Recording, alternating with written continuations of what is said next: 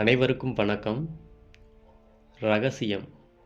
ரகசியம் என்றால் அதை தெரிந்து கொள்வதில் நமக்குள் ஓர் ஆர்வம் இருக்கும். அதை பற்றி இப்பொழுது தெரிந்து கொள்வோம். நடந்தது, நடந்து கொண்டு இருப்பது, நடக்கப் போவது இந்த ரகசியத்தில் பதிலாக உள்ளது. அந்த ரகசியம் என்ன என்று நீங்கள் யோசித்துக் கொண்டுள்ளீர்களா? இதை நான் புரிந்து கொண்ட விதத்தில் விளக்கமாக சொல்கின்றேன். உலகத்தில் உள்ள அனைத்து நபர்களும் ஒரே பவரில்தான் இயங்கிக் கொண்டுள்ளோம். ஒரே விதிதான் நம்மை எல்லோரையும் வழிநடத்துகின்றது.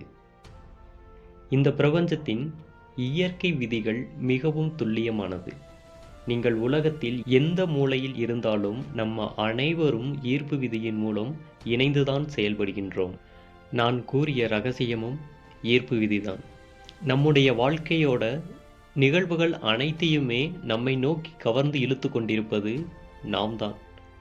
நாம் எதை சிந்தித்து கொண்டுள்ளோமோ அதையே ஈர்க்கப்படுகின்றோம். வரலாற்றில் கொஞ்சம் பின்னோக்கி பார்த்தால் பண்டைய கால மக்கள் இதனை தெரிந்து வைத்துள்ளனர். உலகத்தில் சம்பாதிக்கக்கூடிய மொத்த பணத்தில் 96% மக்கள் தொகையில் உள்ள 1% மக்கள் மட்டுமே ஈட்டுவதற்கு என்ன காரணம்? இது ஒரு விபத்து என்று நினைக்கிறீர்களா? நிச்சயமாக இல்லை. அவர்கள் புரிந்து வைத்துள்ள ஈர்ப்பு விதியின் காரணம்தான்.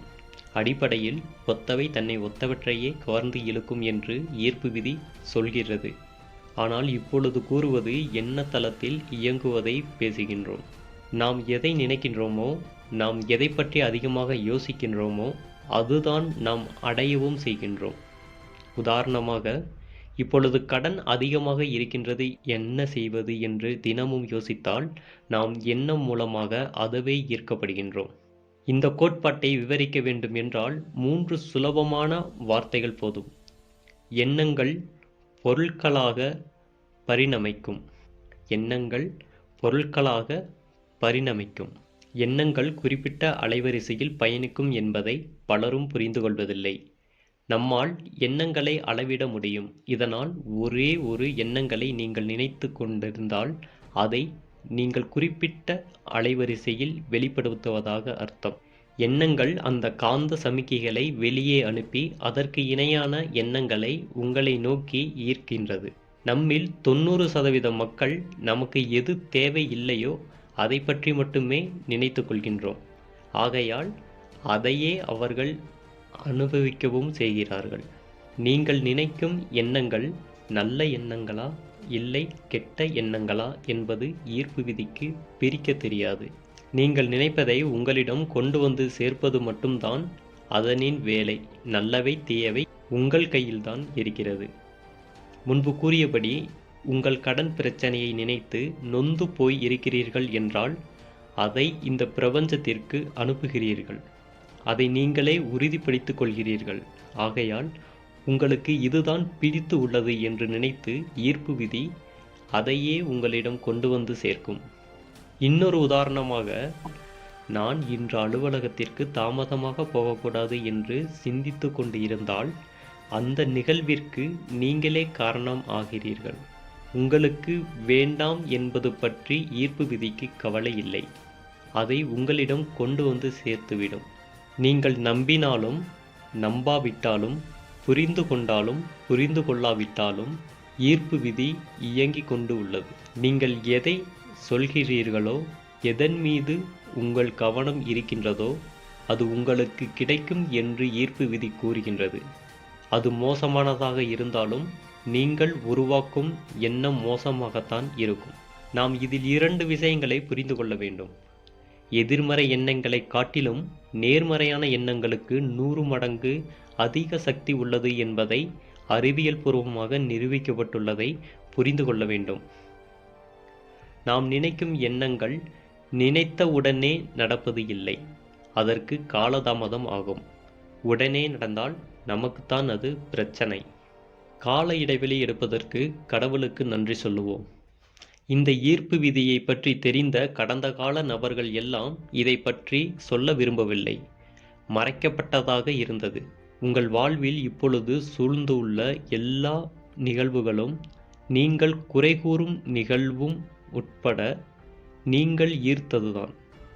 உங்கள் முகத்தை சிவக்க வைக்கும் அளவிற்கு ஒரு உண்மை சொல்ல வேண்டுமானால், நான் கார் விபத்தை ஈர்க்கவில்லை, எனக்கு பிரச்சனையாக இருக்கும் நபரை ஈர்க்கவில்லை, இப்பொழுது உள்ள கடன் சுமையை ஈர்க்கவில்லை என்று கற்பனையான விஷயத்தை நீங்கள் கூறுகிறீர்கள் என்றால், இதையெல்லாம் ஈர்த்தது நீங்கள்தான். இந்த கருத்தைத்தான் புரிந்து கொள்வதில் மிகவும் சிரமம் உள்ளது. ஆனால் இதை புரிந்து கொள்ள முடியவில்லை என்றாலும் இதுதான் உண்மை. சரி, எண்ணங்களை நான் கட்டுப்படுத்துகிறேன் என கூறுகிறீர்கள் என்றால், ஒரு ஆய்வில் நாள் ஒன்றுக்கு 60,000 எண்ணங்கள் நம் மனதில் தோன்றுவதாக ஆய்வாளர்கள் கூறுகின்றனர். இதற்கு சுலபமான வழி நமது உணர்வுகள்.